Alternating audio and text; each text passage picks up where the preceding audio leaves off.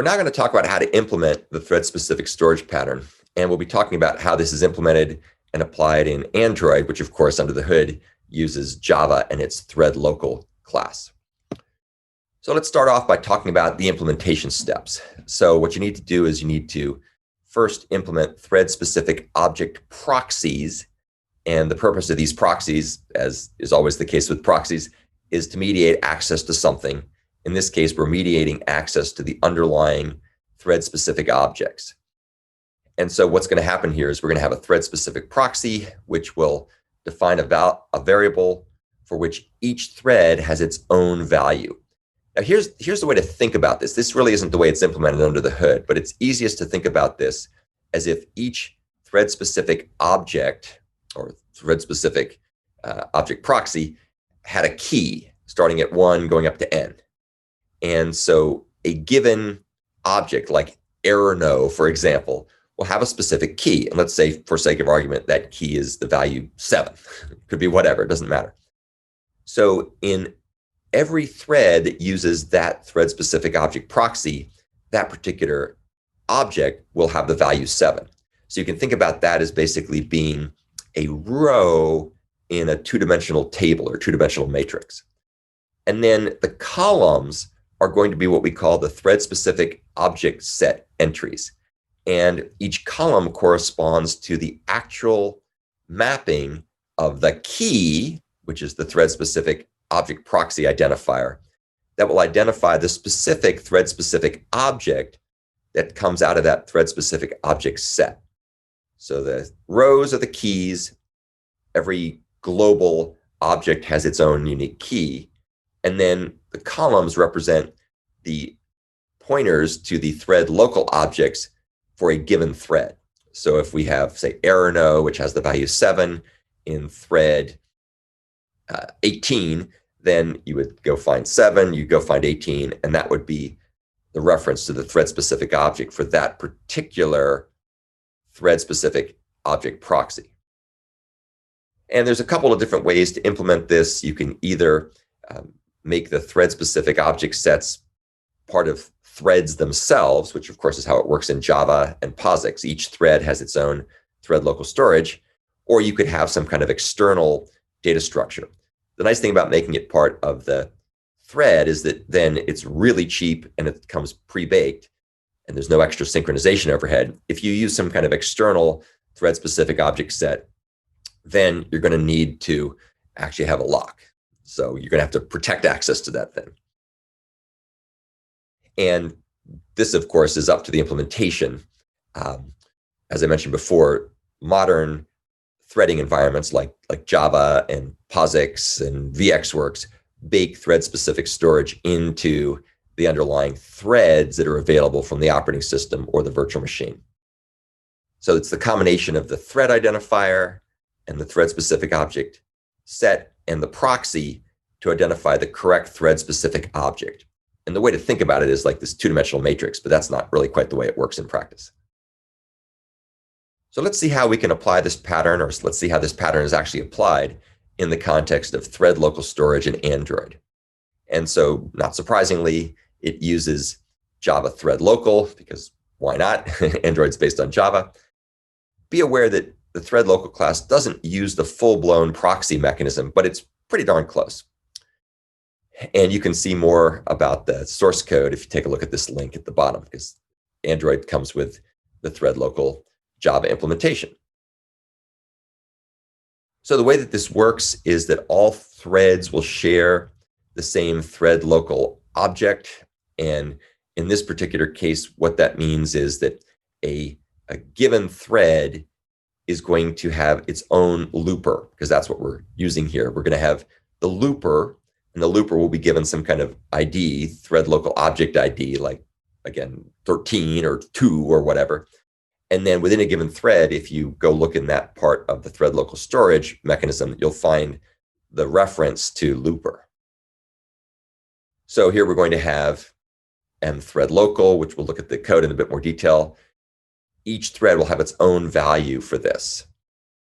The cool part about this is whenever a given thread goes to access its thread local object for the looper, it will find its own instance of the looper, even though every instance of the looper has the same logical object ID. Again, let's say it's 2, just for sake of argument. So therefore, if you make changes in one thread to the looper, it won't affect changes to other threads because they're going to have their own copy of the looper. And what we'll have is a per thread map of thread local instances to values, and that's all managed by the underlying Java execution environment.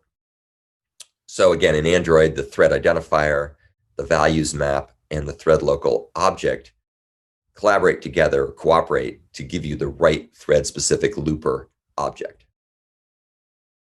Here's what this looks like. The thread local set method is used to identify the corresponding values map based on the current thread ID, and it stores the value in the right place. So here's the set method on thread local. And notice if you take a careful look at this code, there's actually no synchronization involved. There's no synchronized methods. There's no synchronized blocks or statements. There's no reentrant lock. There's no nothing. And that's because this code is only ever called in the context of one thread. And you can see the source code here below. The thread local get method basically does the same thing, but of course what it does is it returns the appropriate thread specific object. Once again, it's just looking it up in a table and finding the right element, but there's no synchronized method, no synchronized statement, there's no reentrant lock. So this is very efficient from the point of view of synchronization. Now, of course, there are some method calls involved, but the expectation is that those method calls are way, way cheaper than having to grab a lock. Internally, the looper class uses a thread local object to ensure there's only one looper created per thread. And this is how it works. As you can see here, the thread-specific storage utilization here will all be, number one, pretty transparent to the client code, and secondly, it incurs no locking overhead whenever an object is accessed. And we do a little sanity checking in the prepare hook to make sure that we haven't already initialized a looper. And if you try to initialize a looper a second time, then it'll go ahead and blow up if you do it wrong. And again, you can read more about that here. If you take a look at the looper, you'll see that there's a method called myLooper.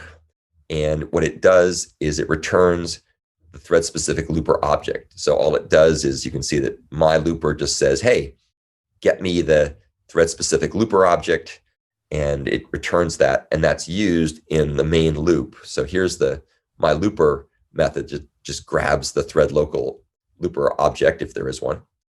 And then down here, the loop method calls myLooper, which grabs the thread-specific looper, and then just does a little sanity check to make sure that you've properly initialized things, which you should. And at that point, you're off to the races and can access thread local storage.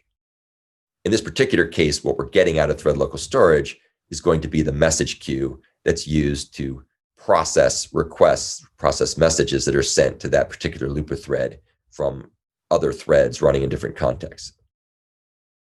The constructor of handler also uses myLooper in order to connect the handler to a thread where it's created. So you can see that when the constructor of handler is called, it's going to go ahead and grab the thread-specific looper and then use that in order to set up its various fields properly.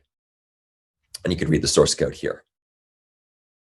So to summarize, Android implements the thread-specific storage pattern using the Java thread local class. So there's some really good reuse. And you can read about other dimensions of thread local in the link at the bottom of the slide. And thread local is actually used very, very extensively throughout Android. You can see it used in the loopers we've talked about. It's used in something called activity thread. As we saw, it's used in other things like handler. So it's a very common class that has many different uses for different purposes within the context of Android. Our particular example here that we focused on was just showing that you can ensure that a handler thread only has a single looper. So that's the end of our discussion about the thread-specific storage pattern. It's a surprisingly subtle pattern. It has its place. There's a very important set of contexts where it's extremely useful, but it's also somewhat limited. So if you don't need to use it, it's not necessarily something you would use every day, but it turns out to be very useful for platforms, especially user interface platforms, where there's certain properties that have to be associated with certain threads. And we want to make sure that those properties are implemented in an efficient and relatively easy to program way.